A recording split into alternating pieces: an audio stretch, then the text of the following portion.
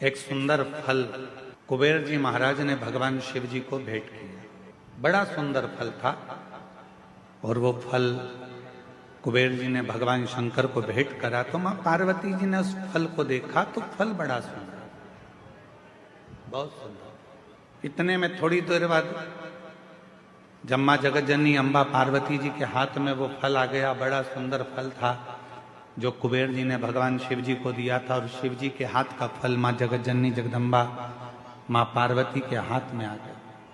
अब कुछ देर बाद भगवान श्री गणेश जी आ गए, कार्तिकेय आ गए और उन्होंने उस फल को देखा।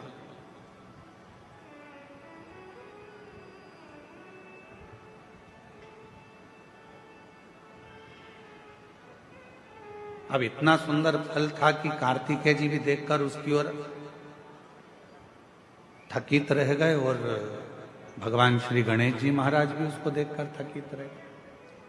कभी कभी ऐसा होता है, माँ को मायके से साड़ी मिलती है, कभी कभी ऐसा होता है और माँ को मायके से साड़ी मिलती है, वो साड़ी बहू को भी पसंद आ जाती है और बेटी को भी पसंद आ जाती है।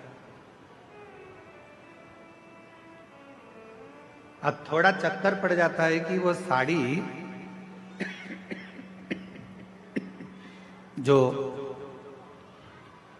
मायके से मिली है वो माँ को भी पसंद आ रही है और बेटी को भी, बहू को भी पसंद आ रही है।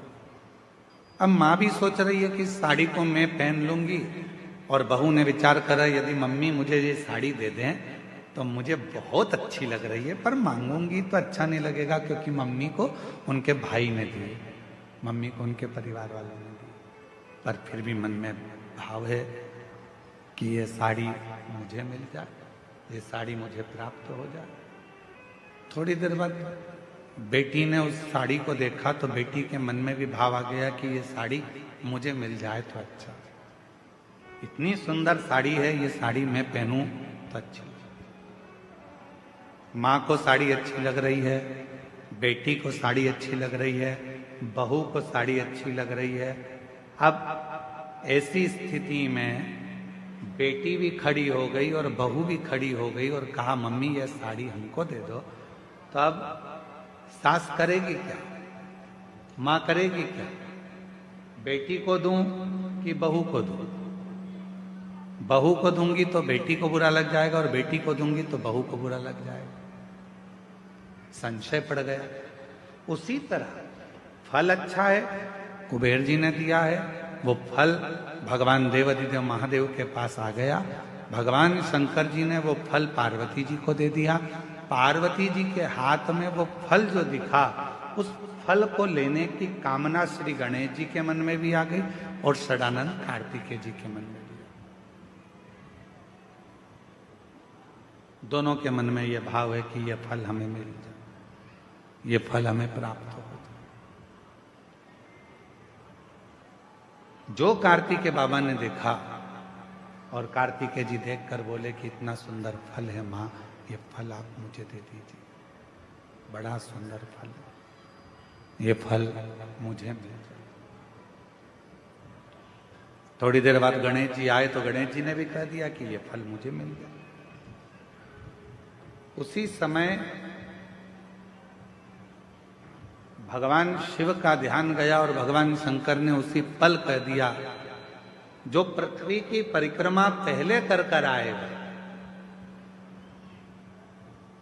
जो पृथ्वी की परिक्रमा पहले कर आएगा, ये फल उसी को दिया जाए।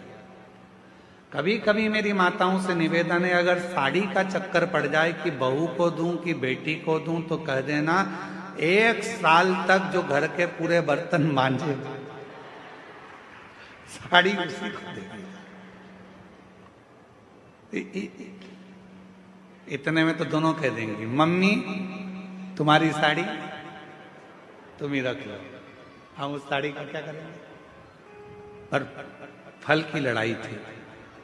षडानंद कार्तिकेय जी भी परिक्रमा करने गए और भगवान श्री गणेश जी भी परिक्रमा करने गए। एक चूहे पर बैठ गए, गला पकड़ रहा है बेटा माई। एक चूहे पर बैठ गए और एक मोर पर बैठ गया और दोनों परिक्रमा करने के लिए चल दिए। गणेश जी महाराज ने विचार करा कि ये परिक्रमा मैं कर कर आऊंगा, तब तक तो बहुत समय हो जाएगा और ये फल मेरे भाई को प्राप्त हो जाएगा। क्यों ना एक काम करूं, माता पिता की परिक्रमा लगा लेता हूं, उन्हीं के आसपास घूम लेता हूं, तो उसका जो फल है वो मुझे मिल जाए। गणेश जी ने माता पिता की परिक्रमा करी। गणेश जी माता पिता की परिक्रमा कर कर फल को प्राप्त कर लिए तो षडानंद कार्तिकेय जी महाराज लौट कर आए। उन्होंने देखा कि गणेश जी तो प्रथम गिनती में आ गए, माता पिता की परिक्रमा कर कर उनको फल भी मिल गया, पर मुझे तो कुछ प्राप्त ही नहीं।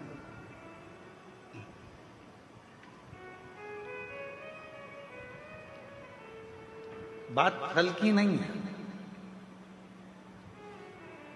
बात है बुद्धि की, विद्वत्ता की, समझदारी।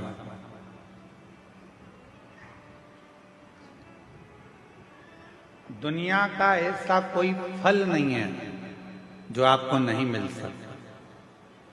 दुनिया का ऐसा कोई काम नहीं है जो पूरा नहीं हो सकता।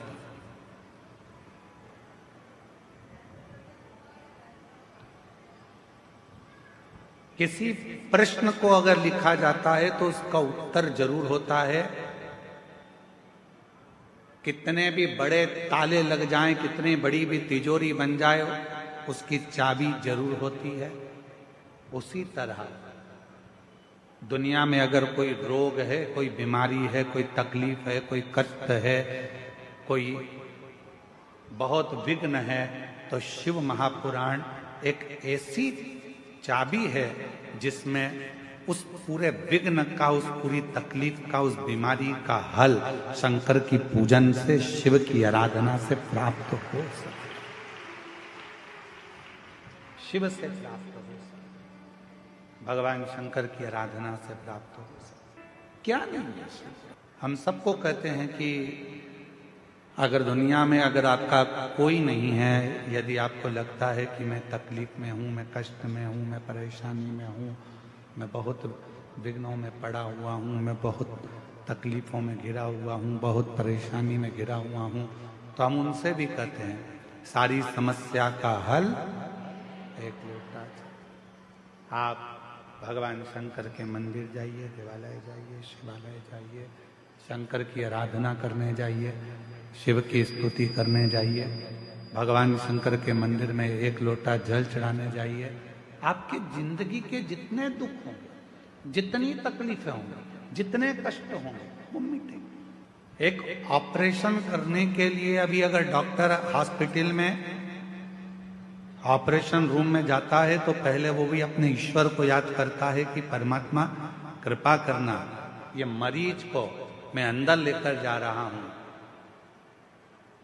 ये हाथ भले मेरे होंगे, मैं भले कितना भी साइंस पढ़ा हूं, चाहे मैंने कितना भी विज्ञान पढ़ा हो, पर आखिरी में श्वासें देना तेरा काम है, इसकी श्वास चलती रखना, इतनी कृपा जरूर कर देना, इसको ठीक कर। वो मेरे हाथ में नहीं है, पर तू जब कृपा करेगा, तू जब करुणा करेगा, तू जब दया करेगा, तू जब कृपा करेगा, तो सब कार्य अपने आप सफल होते चले जाएंगे,